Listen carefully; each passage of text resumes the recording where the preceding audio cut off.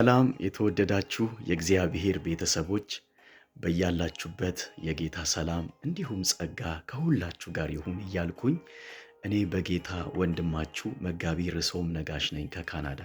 ዛሬ በጣም የእግዚአብሔርን ቃል በማነብበት ወቅት የተባረኩበት የተጽናናሁበት እጅግ በጣም ሐሴት ያደረግኩበትን የእግዚአብሔርን ቃል ወደ እናንተም ደግሞ ለማምጣት በመልካምና ደስ በሚል መንፈስ ነውና ይሄ ቪዲዮ እናንተ ጋር ሲደርስ ሰምታችሁ እንድትባረኩበትና ለሌሎችም ደግሞ በረከት ይሆን ዘንድ ሼር እንድታረጉት እንድታጋሩት በጌታ ፍቅር እጠይቃችኋለሁ። በዘፍጥረት ምዕራፍ 15 ላይ ከቁጥር 1 ጀምሮ የእግዚአብሔርን ቃል ስታነቡ እንደዚህ የሚል የእግዚአብሔርን ቃል ታገኛላችሁ።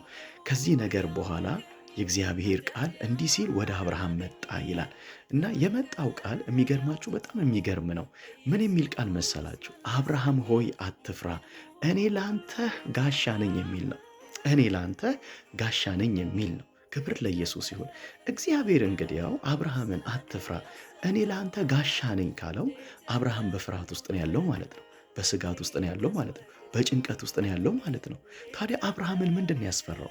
አብርሃምን ስጋት ውስጥ ጭንቀት ውስጥ የከተተው ነገር ምንድን ነው ብላችሁ ስትመለከቱ ቁጥር 2 ሌላችሁ ስትመለከቱ አብርሃም እግዚአብሔርን አንድ ነገር ይጠይቀኝ፣ ታዲያ ለእኔ ምንድን ነው የምትሰጠኝ? በቤቴ የተወለደው ይሄ ደማስቋዊው ኤሌዘር ሊወርሰኝ ነው አለ። በቃ ሀብቴን ንብረቴን ያካበትኩትን የለፋውበትን የደከምኩበትን ሁሉ ይሄ በቤቴ የተወለደው ኤሌዘር ሊወርሰኝ ነው አለ። እግዚአብሔር መለሰና እንደዚህ አለው፣ ይህ የምትሰጋበት ይህ የምትፈራበት እርሱ አይወርስህም፣ ነገር ግን ከጉልበትህ የሚወጣው እርሱ ይወርስሃል አለው። ክብር ለእግዚአብሔር ይሁን። ኢየሱስ ጌታ ነው። እህቴ፣ ወንድሜ፣ ወገኖቼ፣ የጌታ ቤተሰቦች ምንድን ነው ዛሬ እያስፈራችሁ ያለው? ምንድን ነው እያሰጋችሁ ያለው? ምንድን ነው እያስጨነቃችሁ ያለው? ለነገሩ ሰው ነገን ሲያስብ፣ ትዳሩን ሲያስብ፣ ልጆቹን ሲያስብ፣ ቤተሰቡን ሲያስብ፣ መንገዱን ሲያስብ፣ ራዩን፣ ህልሙን ሲያስብ የሚፈራው፣ የሚያስደነግጠው፣ የሚያስቸግረው፣ ግራ መጋባት ውስጥ የሚከተው ነገር አለ። ነገር ግን እኔ እንደ እግዚአብሔር ሰው ዛሬ ይህንን ቃል ይዤ ወደ እናንተ መጥቻለሁ። አትፍሩ፣ እግዚአብሔር ለእናንተ ጋሻችሁ ነኝ። ምን ማለቱ መሰላችሁ? አብርሃም ሆይ አትፍራ፣ እኔ ለአንተ ጋሻ ነኝ ሲለው እግዚአብሔር እኔ እንደ ጋሻ ሆኜ ከክፉ ሁሉ ነገር እጠብቅሃለሁ ማለቱ ነው። እግዚአብሔር ከሚታይ ቢሆን፣ እግዚአብሔር ከማይታይ ቢሆን፣ እግዚአብሔር ከሩቅ ባለ ነገር ቢሆን፣ በቅርብ ባለ ነገር ቢሆን፣ ወደ እናንተ የሚመጣ ማንኛውም ክፉ ነገር ቢኖር እግዚአብሔር እንደ ጋሻ ሆኖ እንደ ጥላ ሆኖ እግዚአብሔር ይሸፍናቸዋል፣ ይጋርዳቸዋል፣ ያድናቸዋል፣ ይጠብቃቸዋል። እግዚአብሔር እንደ ጋሻ ሆኖ እህቴ ይጠብቅሻል። እንደ ጋሻ ሆኖ ወንድሜ እግዚአብሔር ይጠብቃል። እንደ ጋሻ ሆኖ እግዚአብሔር ወገኖቼ ይጠብቃቸዋል። ክብር ለኢየሱስ ይሁን።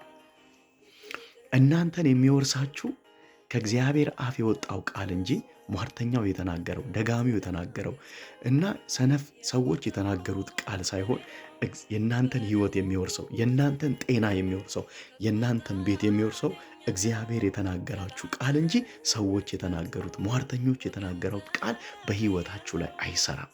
ስለዚህ አብርሃም ሆይ አትፍራ፣ እኔ ላንተ ምን ነኝ? ጋሻ ነኝ። እግዚአብሔር ለእኔም እግዚአብሔር ለእናንተም ጋሻ ነው።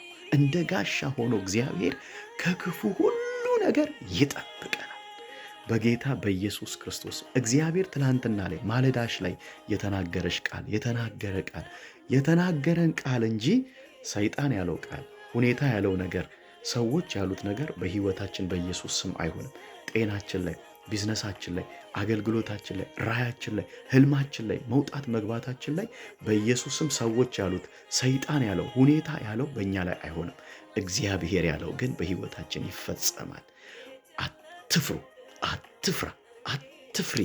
እግዚአብሔር ጋሻ በእኔ ተማምኗልና አስጥለዋለሁ፣ ስሜንም አውቋልና እጋርደዋለሁ ይላል እግዚአብሔር ቃል። ሃሌሉያ! እግዚአብሔር ጋሻችን ነው። ካስጨነቀን ነገር፣ ግራ ከገባን ነገር እግዚአብሔር ስቦ ያወጣናል፣ ጎትቶ ያወጣናል። እግዚአብሔር ጋሻችን ነው። ሃሌሉያ!